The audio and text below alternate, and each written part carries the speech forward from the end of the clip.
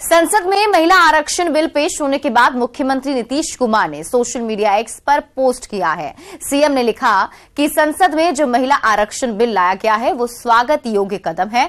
हम शुरू से ही महिला सशक्तिकरण के हिमायती रहे हैं और बिहार में हम लोगों ने कई ऐतिहासिक कदम भी उठाए हैं। साल 2006 से हमने पंचायती राज संस्थाओं और साल 2007 से नगर निकायों में महिलाओं को 50% आरक्षण दिया। साल 2006 से ही प्रारंभिक शिक्षक नियोजन में महिलाओं को 50% और साल 2016 से सभी सरकारी नौकरियों में 35% आरक्षण दिया जा रहा है। साल 2013 से बिहार पुलिस में भी महिलाओं को 35% आरक्षण दिया जा रहा है। आज बिहार पुलिस में महिला पुलिसकर्मियों की भागीदारी देश में सर्वाधिक है। 2024 के लोकसभा चुनाव से पहले देश की नई संसद भवन में कार्यवाही शुरू हो गई है। गणेश चतुर्थी के दिन नए संसद भवन में कार्यवाही का श्री गणेश हो गया। नए संसद भवन से प्रधानमंत्री ने अपने संबोधन में यह निश्चय फिर से दोहराया कि भारत अब पीछे मुड़कर नहीं देखने वाला है। रिपोर्ट के जरिए आप भी देखिए नई संसद भवन से जुड़ी एक खास रिपोर्ट।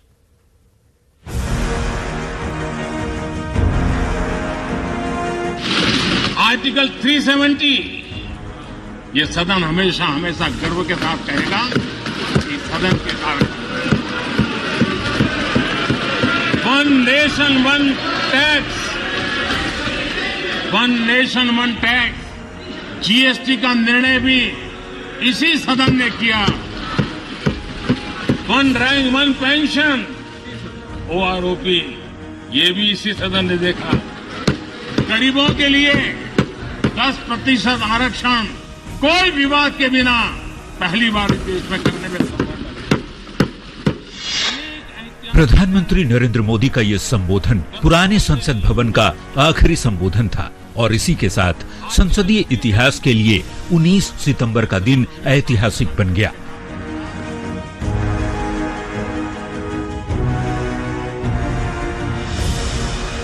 पुराने भवन से नए संसद भवन की ओर सांसदों के बढ़ते कदम और फिर न्यू पार्लियामेंट बिल्डिंग के अंदर प्रवेश करते प्रधानमंत्री और सांसद।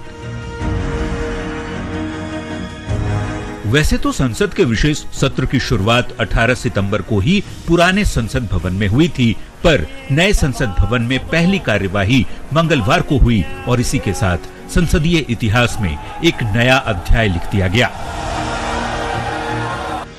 देश का नया संसद भवन आकार में त्रिकोणीय है। भवन का स्वरूप धर्मों में पाई जाने वाली पवित्र ज्यामिति से प्रभावित है। क्षेत्रफल 64,500 वर्ग मीटर है और इस पर निर्माण की लागत 971 करोड़ रुपए है। संसद की नई बिल्डिंग को बनने में 3 साल 5 महीने का वक्त लगा। बैठक क्षमता 888 Lok Sabha seat, 384 Rajya Sabha seat. Modern office space और कामकाज के लिए बड़े कमरे यहाँ हैं। हर कोने में डिजिटल सर्विलांस का घेरा है। ऑडियो विजुअल सुविधा के साथ समितियों के लिए बड़ी जगह है। प्लैटिनम रेटेड ग्रीन बिल्डिंग के रूप में इसे डिजाइन किया गया है। नए भवन में भारतीय संविधान की 1 प्रति सुरक्षित रखी गई है। भारतीय संसद के इस ऐतिहासिक क्षण का गवाह सिर्फ सांसद ही नहीं, प्रधानमंत्री और मंत्रियों के साथ ही इस बेहद खास पल के गवाह देश के 140 करोड़ देशवासी भी बने। उम्मीद है संसद की नई इमारत से नए और विकसित भारत के सपनों को साकार करने का प्रण आगे भी लिया जाता रहेगा। Bureau report, news 18। और इसी बीच रुक करेंगे बड़ी खबर की। बिहार में 69,000 से ज्यादा शिक्षकों की फिर बहाली होगी। मंगलवार को नीतीश कैबिनेट की बैठक में यह बड़ा फैसला लिया गया है। आपको बता दें कि राज्य में 1.70 लाख यानी कि 1,70,000 शिक्षकों की नियुक्ति प्रक्रिया चल रही है और इन शिक्षकों की बहाली होने के बाद 69,000 शिक्षकों की और बहाली होगी। नीतीश कैबिनेट में विकास मित्रों, रसोईया और सैप जवानों की सैलरी बढ़ाने का फैसला भी लिया गया है। विकास मित्रों की सैलरी दोगुनी की गई है। बैठक में कुल 45 एजेंडों पर मुहर लगी और इसके साथ ही पटना हाईकोर्ट में याचिकाकर्ता अपनी याचिका सिर्फ हिंदी में डाल सकेंगे। बिहार सरकार ने इसे अनिवार्य कर दिया है। फिलहाल पिटिशनर को हिंदी के साथ अंग्रेजी अनुवाद में पिटिशन देना जरूरी होता था। प्रथम चरण की नियुक्ति हो गई है, अब द्वितीय चरण की नियुक्ति होगी और जितने वैकेंसीज हैं उसके बाद फिर से नियुक्ति होगी।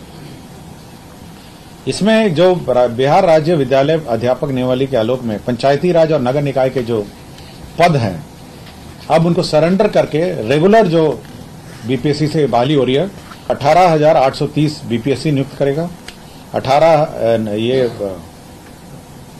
11 से 12 कक्ष में, 9 से 10 कक्ष में 18,880 और 6 से 8 में 31,982। आप टोटल कर लीजिए, मैं फिर से पढ़ देता हूं। 11 से 12 कक्ष में 18,830, 9 से 10 वर्ग में 18,880 और 6 से 8 में 31,982। तो कुल कितनी नियुक्ति होगी इन तीनों का आंकड़ों का अगर आप टोटल करेंगे तो निकल आएगा। सोमवार को शिक्षा मंत्री चंद्रशेखर ने कहा था कि भगवान राम और कृष्ण उनके सपने में आए थे। मंगलवार को बीजेपी के विधायक नीरज कुमार बबलू ने कहा कि उनके भी सपने में राम जी और कृष्ण जी आए थे। दोनों से भगवान ने सपने में क्या कहा, आइए जानते हैं। हमको भगवान जी राम जी सपना दी, तो भी भगवान कृष्ण सपने में आए थे रात में। हमको बोले देखो चंद्रशेखर, हमको लोग बेच रहा है बाजार में। बोले कि अरे तुम्हारा पड़ोसी चंद्रशेखर है, ये पागल हो गया है, इसका इलाज करवाओ। राजनीति में नेता कब और क्या बोलेंगे और बोलकर कैसे सुर्खियां बटोरेंगे, कोई नहीं जानता। अब आरजेडी के नेता और बिहार के शिक्षा मंत्री चंद्रशेखर को ही देख लीजिए। कुछ दिनों पहले तक हिंदू धर्म ग्रंथों पर विवादित बयान देकर चर्चा में रहते थे, लेकिन अब उन्होंने ये कहकर चर्चा के दौर को चरम पर पहुंचा दिया है कि भगवान राम और कृष्ण उनके सपने में आए थे। सपने में भगवान ने उनसे कहा कि चंद्रशेखर, मुझे बाजार में बिकने से बचा लो। हमको भगवान जी राम जी सपना दिए, हमको बोले बाजार में, तो बाजार से बिकने से हमको बचा लो। इसलिए हम कभी कभी बीच बीच में एक सत्र लाते हैं साहब, मैं सही बात बोलते भाई, राम जी का संदेश है। अब अगर आरजेडी के होते हुए भी चंद्रशेखर के सपने में भगवान आ सकते हैं, तो भला जय श्री राम का नारा लगाने वाले बीजेपी नेताओं के सपने में कैसे नहीं आएंगे। तो बीजेपी के विधायक नीरज कुमार बबलू ने भी दावा कर दिया कि भगवान राम और कृष्ण उनके भी सपने में आए थे। अब नीरज बबलू से राम जी और कृष्ण जी ने क्या कहा वो भी सुन लीजिए। शब्द विवादित हैं, लेकिन सुनिएगा तो हंसी आएगी। देखिए, चंद्रशेखर जी जब से मंत्री बने तब से उनका विवादों से नाता बढ़ गया है, और मुझे लगता है कि जब तक वो विवादित बयान नहीं देते हैं तब तक उनका खाना नहीं पचता है। यह सपने की बात है, तो हमको भी भगवान कृष्ण सपने में आए थे रात में। बोले कि अरे तुम्हारा पड़ोसी चंद्रशेखर है, ये पागल हो गया है, इसका इलाज करवाओ। नहीं इलाज कराता है, उनके पार्टी के लोगों को जाके कहो कि राजद के लोग, जेडीयू के लोग जिस गठबंधन में है, ये लोग इनका इलाज कराए। नहीं होता है तो चंदा मांग के भी इसका कराओ, तब जाकर के ठीक होगा। और यही करना पड़ेगा, इनको बगैर काके भर्ती कराए, इनका कोई इलाज नहीं। ताकि वो ऐसी बहकी बहकी बातों की बजाय उन लोगों के लिए कुछ अच्छा करने में समय लगाते जो उन्हें वोट देकर विधायक और मंत्री बनाते हैं।